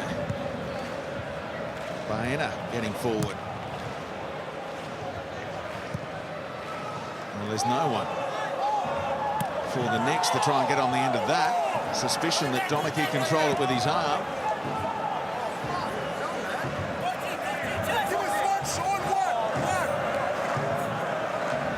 Asking for one decision is Mark Rudan.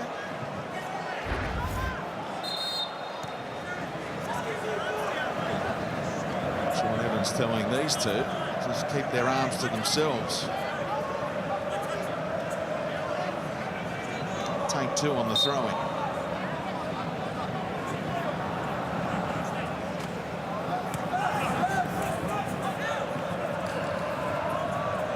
Sheridan's presence creating that little error from Deng.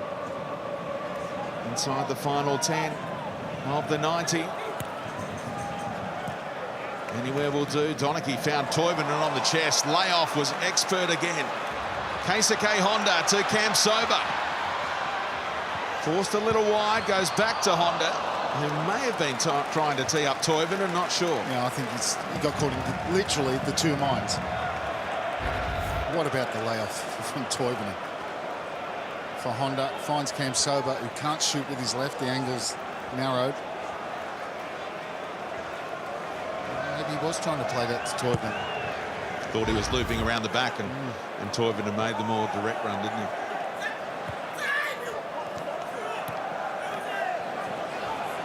Well, Kupczynski has been turned around so often. Has to go safety first.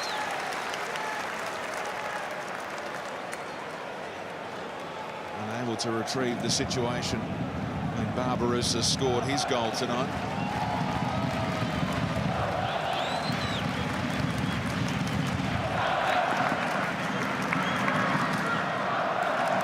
Likely to be the last A-League game in front of the home fans for Keisuke Honda, who provided us with some amazing thoughts in the pre-game feature put together by Ben Coonan for Fox Football. And if you didn't see it, make sure you try and check it out online.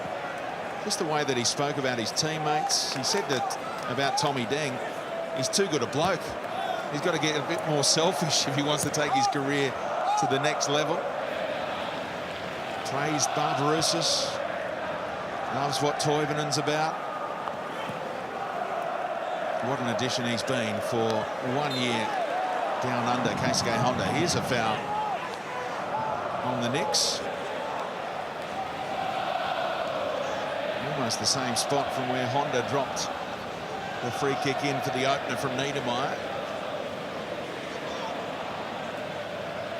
Barbarouses debating with Sean Evans where this free kick should be taken from.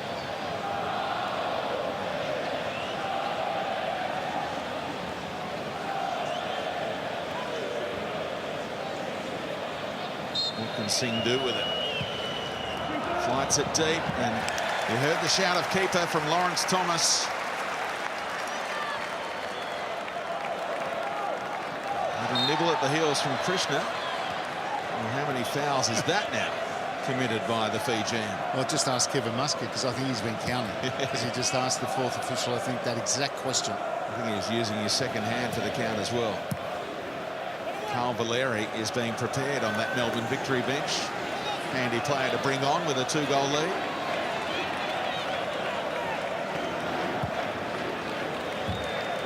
Lowry scatters the Seagulls.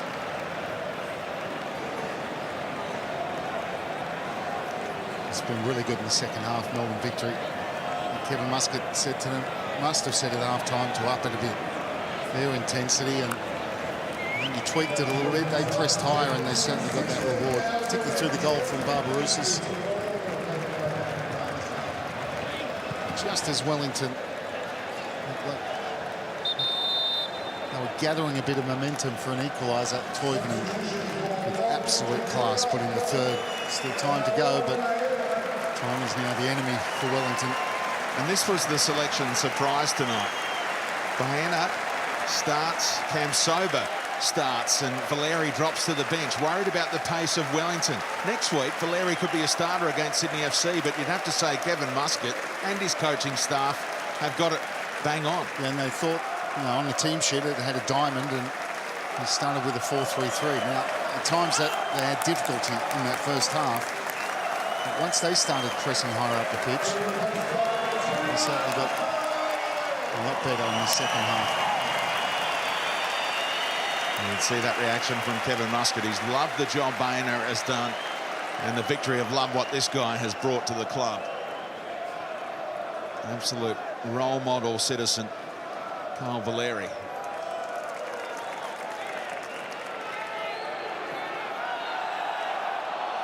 Whistle against Toivonen. Curto trying to steal about 8 metres too many. Toivonen making the point that I fouled him right on the byline, sir. Sean Evans is going to give him this spot to take it.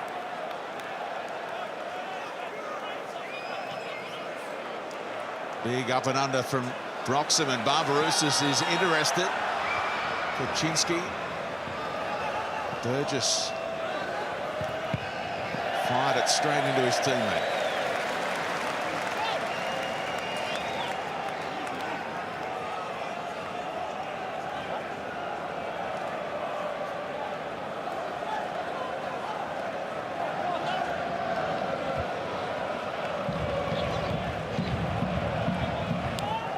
Valeri couldn't get the better of Burgess, but there's no one really to run onto it. Krishna tried to make up the ground.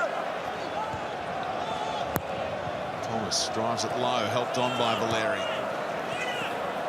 Tommy Deng about to improve his record to 4-0 in finals, it appears.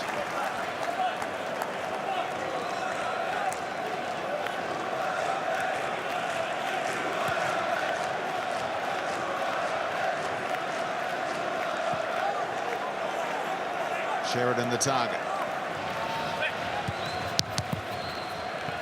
Makes the way of Valeri.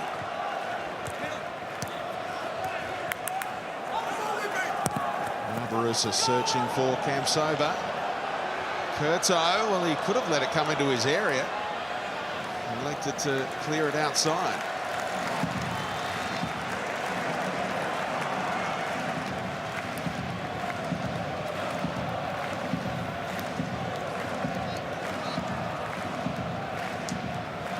Still one more change available for Mark Rudan, but he's holding off on that.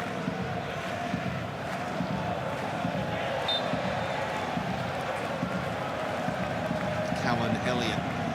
There's another attacking midfielder that it could go to, but looks like he's content with the cattle he's got out there now. Callan doesn't look too confident.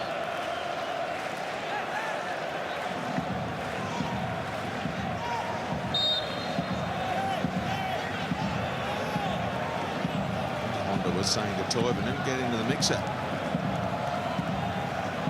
He told Donachie to get back towards halfway. No need for you to be up as Toivonen and Niedermeyer go forward. Durante. Krishna isolated. Broxham got position. And Kevin Muscat screaming, how many is that?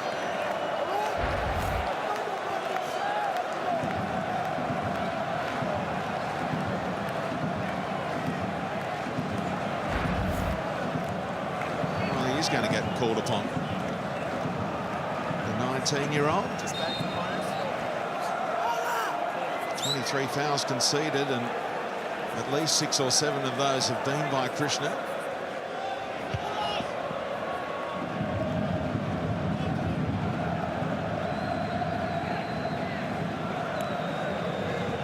Over the shoulder of Deng. Barbarouses trying to flick it inside the area.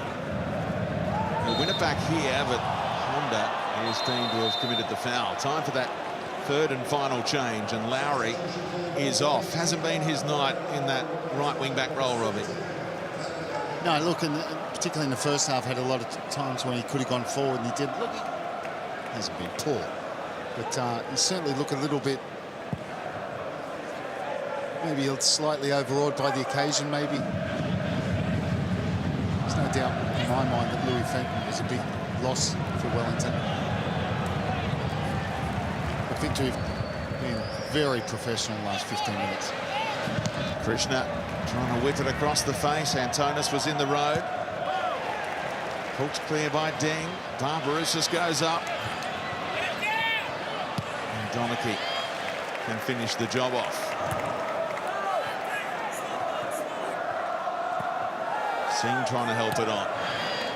Like he may have been caught by Donachie. Taylor steps out. 6 minutes of stoppage time. Kevin Muscat's not sure where that came from. I think if you think back long enough, 6 minutes might be just about right. Sheridan flicks it on. Singh, Sarpreet Singh, and Body's in the road again. Yeah, Body's in the road. Didn't think he got a hold of that one quite the way he would have liked. And victory again. That's what they've done well. Body's in the road. That's how the Toivonen goal happens. Kuczynski straight into the feet of Sheridan. Trying to combine with Krishna. No joy. It has been a fixture dominated by the victory down the years. 19 wins to 8 heading into tonight. First ever finals meeting looks like going the same way. One to chase for Toivonen. He has a look over his shoulder. Curto off his line. Toivonen looking for Campsober. Elvis! Not to be. Still stuck on the duck egg. Well, that was his best chance. And Toivonen, as he runs onto this ball, I think he's going to go on his own. But this touch just catches it between his feet. Wasn't easiest of passes to control, but his first touch was really good, Campsober. And then instead of just maybe lifting it over the keeper, maybe he's thinking of the glory before he actually perfects the finish. Maybe he's thinking, how good's this Toivonen bloke? He's played me in again.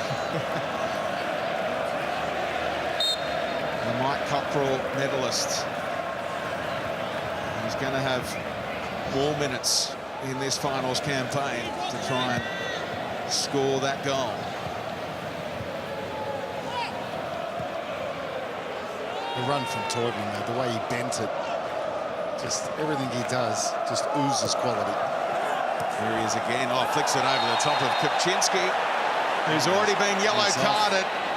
Well, it's got a history of red cards, this fixture, and there is another one. 7 reds in the last 11 meetings between these two. And they're down to 10. And they're down 3-1. Kevin Muscat and Kuczynski going at it. Well, they're saying it's soft. He needs to just leave, but it's just clever from Toivonen. He doesn't go to control the ball. His first touch, he wants to take it past Kuczynski. And as soon as they contact, he's always going to go over.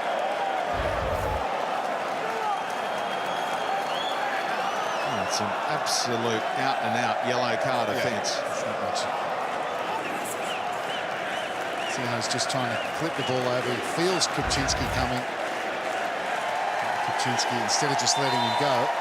And it's another card coming out for one of the assistants on the Wellington bench. And Kevin Muscat gets one as well. So Kuczynski booked in the 7th minute for a cynical foul, slowing down Barbarouses from memory, and then in the 93rd minute. In time for the ovation for Costa Barbarouses, who scored his 15th goal of the season tonight.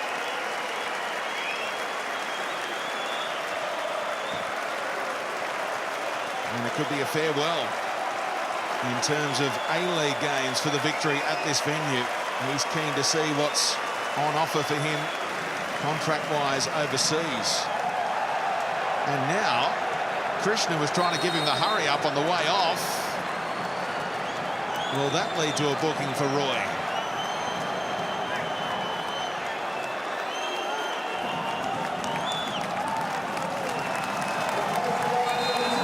Kevin Muscat making the point that he thinks Barbarouses deserves that ovation. Sheridan, the latest in the book. The cards are flying right now. Kevin Muscat just going to slow down this game even more. It has been so stop-start tonight. Another change is imminent. And now Duranto. Sean Evans doesn't want this game to boil over. Wellington are frustrated. Yeah, they are. I feel their season is over, and just a bit of nastiness coming into the game. I'm not sure he's done too much wrong, Sean Evans, to be honest. No, it's a pretty good game, and Kevin Muscat is now getting the fans right into it. And here comes King Kenny for Elvis Kamsoba. But last week, Wellington went to Perth, Robbie, and if they got some kind of decent result, only lost by 1 goal, they would have had another couple of days off and they would have been in Adelaide, week 1 of the finals. But they got belted, put out a second-string team, and it hasn't paid off. They like the match-up against the Victory, but it hasn't worked out. No, and look, I think that kind of defeat last week certainly has to hurt somewhere. And, you know, they've made that decision, and you know, there's parts of this game they were in, particularly the first half, but in the end you just have to say that Victory have had too much quality when it mattered. Second half they've been dominant. Archie, the latest books. Hasn't been 1 yellow card for a Victory player. There has been for their coach. But a stack of yellows for the Knicks as Kakachi concedes the corner at the end of it all.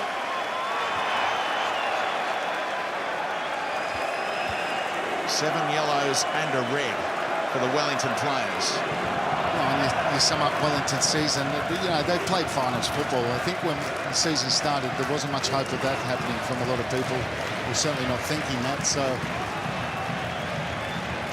in that respect, it's been a good season for Wellington. It's not finishing on the note they wanted. The Victory on their own patch in a finals game. It's a tough call.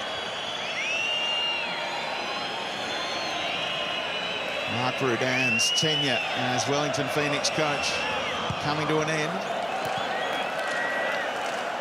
in the city where his coaching career will continue, according to all reports.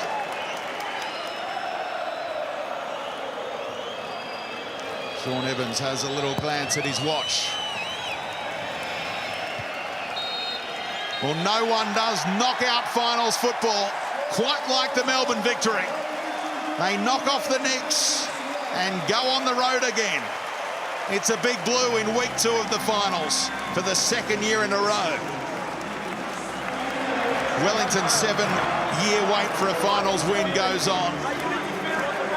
But the Victory think they can get it done again, trying to defend their top.